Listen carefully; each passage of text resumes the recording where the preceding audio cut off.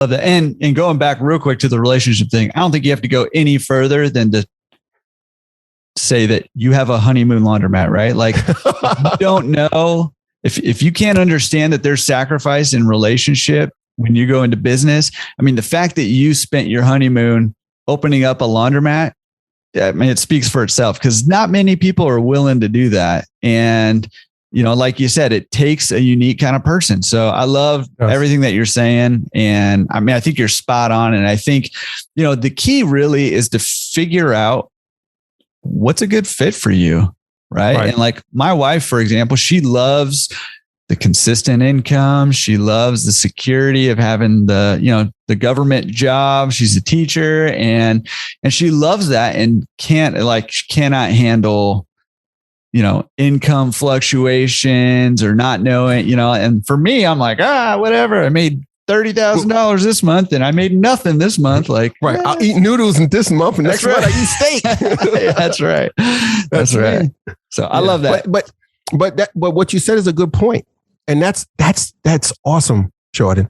And that's a healthy balance, because here your wife, she prefers, I have this government job, the stability, and there's always going to be somebody out there that's going to say, well, she could get fired tomorrow. Like, forget that.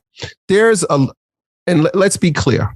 Everybody who has a job is an entrepreneur, because you represent your own brand at work every day. And all of us have workplaces. We had coworkers who were lazy, who were late, who did half-ass job at work, et cetera, et cetera, et cetera. And that was their brand. That's their business that they represented in the workplace. But she has the stability. She has the comfort. And it's a peace of mind that comes along with the income. That's the stability of that income. But on the other hand, it mends well. I'm just screwing this all up here right now.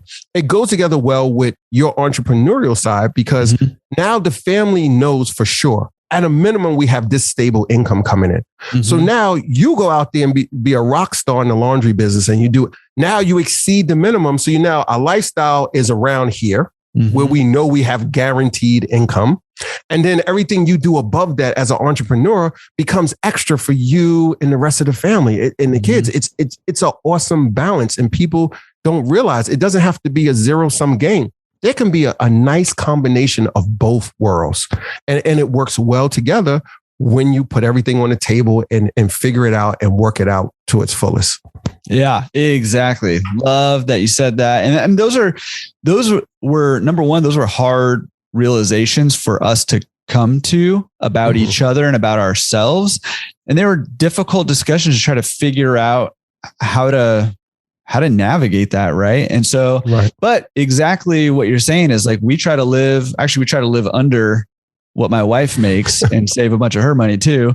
But also, that leaves a lot of room on top from all the different sources of income. We got real estate, we got laundromats, we got online stuff, laundromat resource stuff, like, for there to be extra there. And then we can decide, hey, do we want to go on a crazy vacation, or do we want to go buy another laundromat or a rental property or start another business?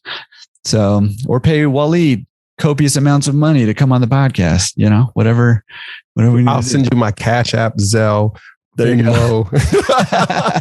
There you go. Listen, you get it for free, Jordan. Totally free.